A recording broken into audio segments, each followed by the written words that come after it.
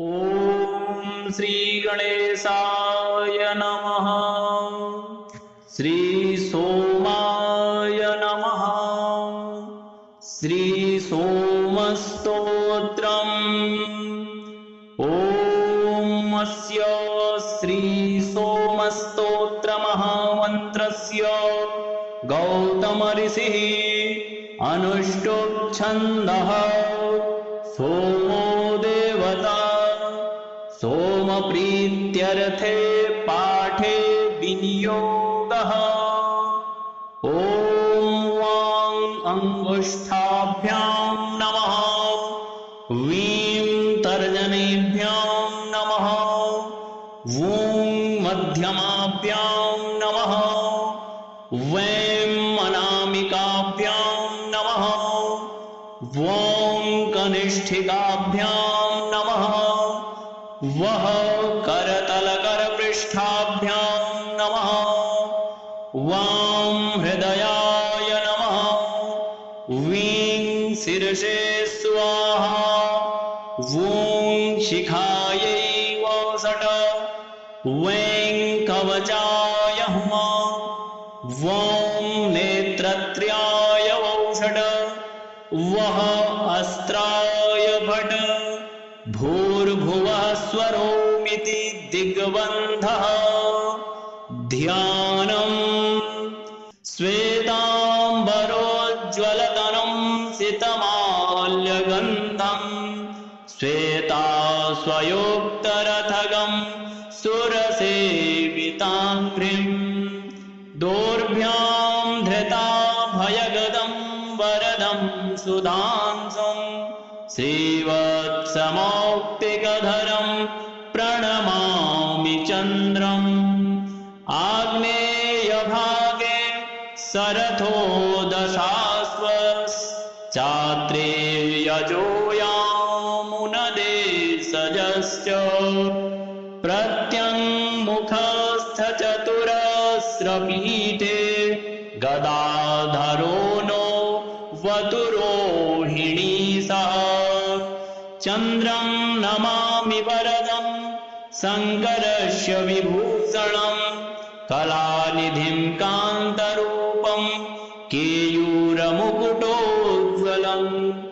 वरदं वन्द्यचरणं वासुदेवस्य लोचनं। वसुधाह्लादनकरं विधुं तं प्रणमाम्यहम्। श्वेतमाल्याम्बरधरं श्वेतगन्धानुलेपनं। श्वेतछत्रोल्लसन्मौलिं शशिनं प्रणमाम्यहम्। शङ्करस्य शिरोरत्नं सार्ङ्गिणस्य विलोचनं। तारकाणामधीशस्त्वं तारयास्मान् महापदः। कल्याणमूर्ते वरद करुणारसवारिधे। कलशोदधि सञ्जात कलानाथ कृपां कुरु। क्षीरार्णवसमुद्भूत चिन्तामणिसहोद्भव। कामितार्थान् प्रदेहि त्वं कल्पद्रुमसहोदरा। श्वेताम्बरः श्वेतविभूषणाढ्यो गदाधरः श्वेतरुचिर्द्विबाहुः। चन्द्रः सुधात्मा वरदः किरीटी।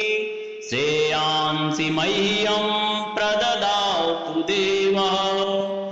इदं निशाकरस्तोत्रं यः पठेत् प्रत्यहं नरः। उपद्रवात् समुच्येत नात्र कार्या विचारणा।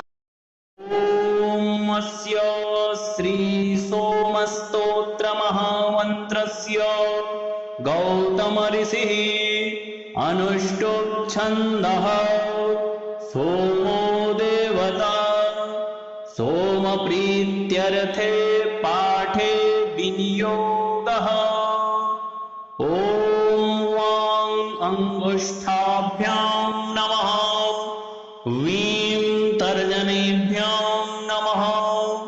वूं मध्यमा नमः वैं अनामिकाभ्यां नमः वों कनिष्ठिकाभ्यां नमः वः करतलकरपृष्ठाभ्यां नमः वां हृदयाय नमः वीं शिरसे स्वाहा वों शिखायै वषट् वैं कवचाय हुमा वों नेत्रत्र्याय वषट् वः अस्त्राय भट भूर्भुवः स्वरोमिति दिग्बन्धः ध्यानम् श्वेताम्बरोज्ज्वलतनं सितमाल्यगन्धम् श्वेताश्वयोक्तरथगं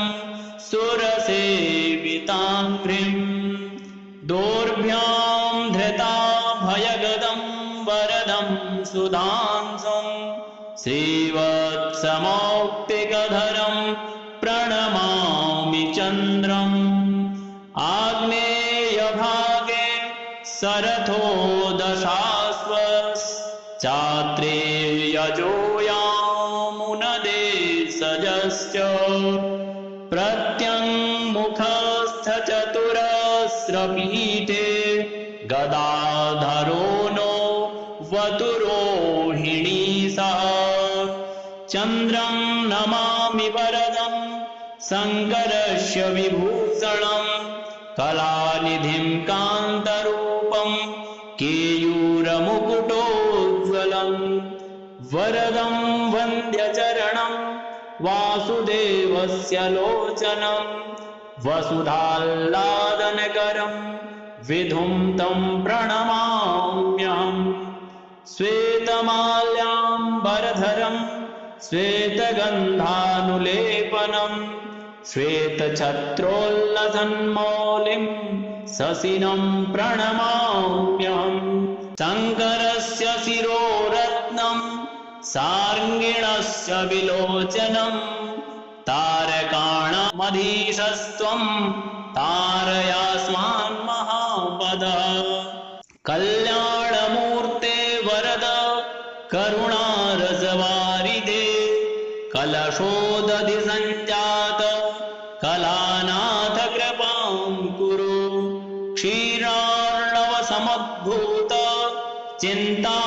चिन्तामणिसहोद्भव कामितार्थान् प्रदेहि त्वं कल्पद्रुमसहोदरा श्वेताम्बरः श्वेतविभूषणाढ्यो गदाधरः श्वेतरुचिर्द्विबाहुः चन्द्रः सुधात्मा वरदः किरीटी श्रेयांसि मह्यं प्रददातु देवः इदं निशाकरस्तोत्रं यः पठेत् प्रत्यहं नरः उपद्रवात् समुच्येत नात्र कार्या विचारण ॐ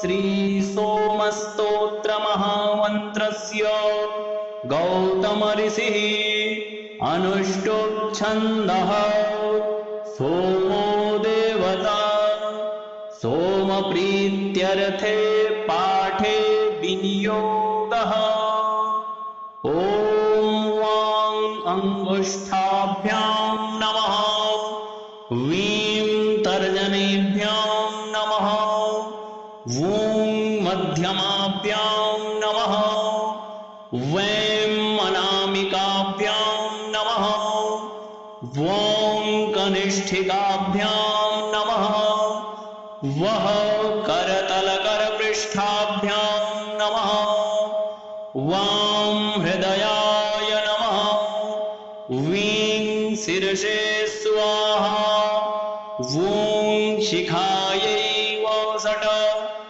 वैं कवचाय हुमा वों नेत्रत्र्याय वषट् वः अस्त्राय भट भूर्भुवः स्वरोमिति दिग्बन्धः ध्यानम् श्वेताम्बरो वरदवरोज्ज्वलतनुं सितमाल्यगन्धं श्वेताश्वयुक्तरथगं सुरसेविताङ्घ्रिं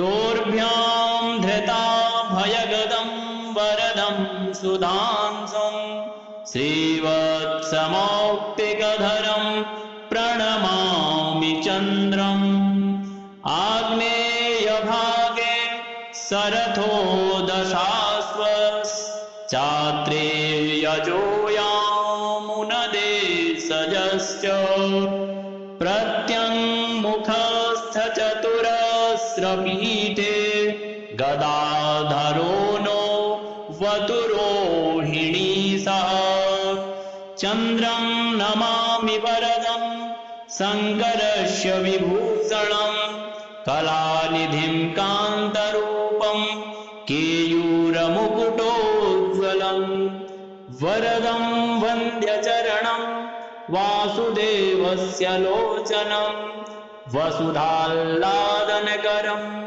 विधुं तं प्रणमाम्यहम् श्वेतमाल्याम्बरधरं श्वेतगन्धानुलेपनं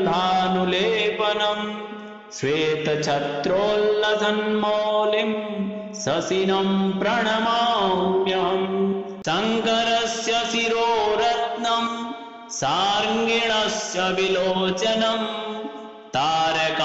तारकाणामधीशस्त्वं तारयास्मान् महापदः कल्याणमूर्ते वरद करुणारसवारिधे कलशोदधि सञ्जात कलानाथ कृपां कुरु क्षीरार्णवसमुद्भूत चिन्तामणिसहोद्भव कामितार्थान् प्रदेहि त्वं कल्पद्रुमसहोदरा श्वेताम्बरः श्वेतविभूषणाढ्यो गदाधरः श्वेतरुचिर्द्विबाहुः चन्द्रः सुधात्मा वरदः किरीटी श्रेयांसि मह्यं प्रददातु देवः इदं निशाकरस्तोत्रं यः पठेत् प्रत्यहं नरः उपद्रवात् समुच्येत नात्र कार्या विचार स्य श्रीसोमस्तोत्रमहामन्त्रस्य गौतम ऋषिः अनुष्टुप् छन्दः सोमो देवता सोमप्रीत्यर्थे पाठे विनियोगः ॐ वां अङ्गुष्ठाभ्यां नमः वीं तर्जनीभ्यां नमः वूं मध्यमाभ्यां नमः वैं अनामिकाभ्यां नमः वौं कनिष्ठिकाभ्यां नमः वः करतलकरपृष्ठाभ्यां नमः वां हृदयाय नमः वीं शिरसे स्वाहा वूं शिखायै वषट् वैं कवचाय हुमा वौं नेत्रत्र्याय वषट् वः अस्त्राय भट भूर्भुवः स्वरोमिति दिग्बन्धः ध्यानम् श्वेताम्बरोज्ज्वलतनुं सितमाल्यगन्धं श्वेताश्वयुक्तरथगं सुरसेविताङ्घ्रिं दोर्भ्यां धृताभयगदं वरदं सुधांसुं श्रीवत्समौक्तिकधरं प्रणमामि चन्द्रम् आग्नेयभागे सरथो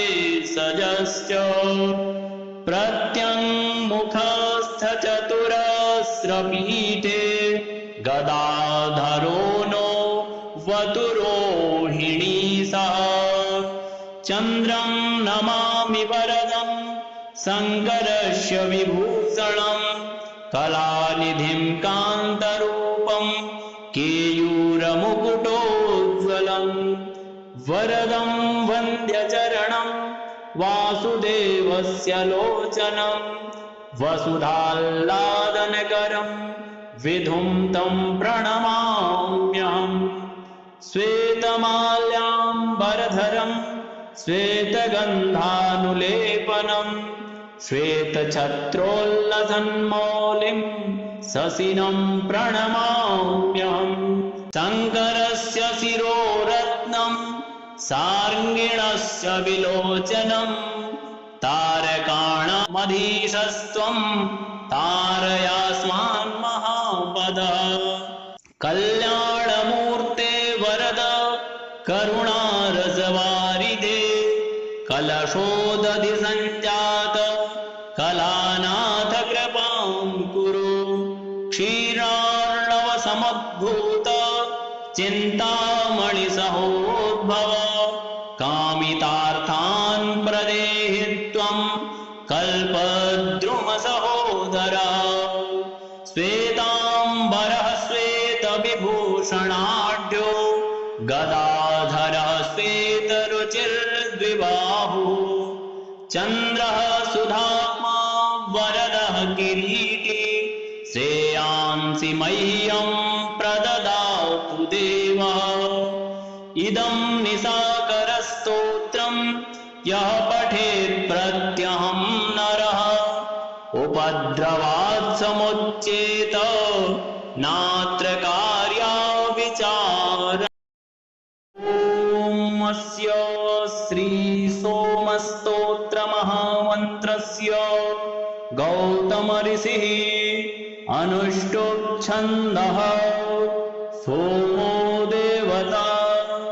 सोमप्रीत्यर्थे पाठे विनियोगः ॐ वां अङ्गुष्ठाभ्यां नमः वीं तर्जनीभ्यां नमः वूं मध्यमाभ्यां नमः वैं अनामिकाभ्यां नमः वौं कनिष्ठिकाभ्यां नमः वः करतलकरपृष्ठाभ्यां नमः वां हृदयाय नमः वीं शिरसे स्वाहा वूं शिखायै वषट् वैं कवचाय हुमा वौं नेत्रत्र्याय वौषट् वः अस्त्राय भट् भूर्भुवः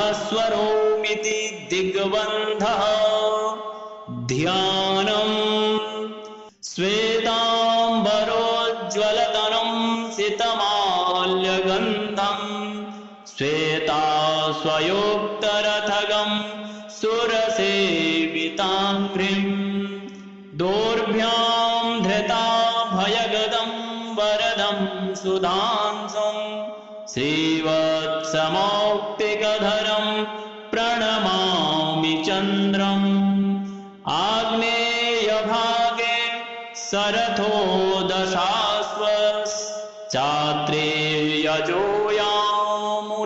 दशाश्वश्चात्रेयजोयामुनदेशजश्च प्रत्यङ्मुखस्थचतुरस्रपीठे गदाधरो नो वतुरोहिणी सह चन्द्रं नमामि वरदं शङ्करस्य विभूषणं कलानिधिं कान्तरूपं केयूरमुकुटोज्ज्वलं वरदं वन्द्यचरणं वासुदेवस्य लोचनं वसुधाल्लादनकरं विधुं तं प्रणमाम्यहम् श्वेतमाल्याम्बरधरं श्वेतगन्धानुलेपनं श्वेतछत्रोल्लसन्मौलिं शशिनं प्रणमाम्यहम् शङ्करस्य शिरोरत्नं सार्ङ्गिणस्य विलोचनं तारकाणामधीशस्त्वं तारयास्मान् महापदः कल्याणमूर्ते वरद करुणारसवारिधे कलशोदधि सञ्जात कलानाथ कृपां कुरु क्षीरार्णव समुद्भूत चिन्तामणिसहोद्भव कामितार्थान् प्रदेहि त्वं कल्पद्रुमसहोदरा श्वेताम्बरः श्वेतविभूषणाढ्यो गदाधरः श्वेतरुचिर्द्विबाहुः चन्द्रः सुधात्मा वरदः किरीटी श्रेयांसि मह्यं प्रददातु देवः इदं निशाकरस्तोत्रं यः पठेत् प्रत्यहं नरः उपद्रवात् समुच्येत नात्र कार्या विचारणा।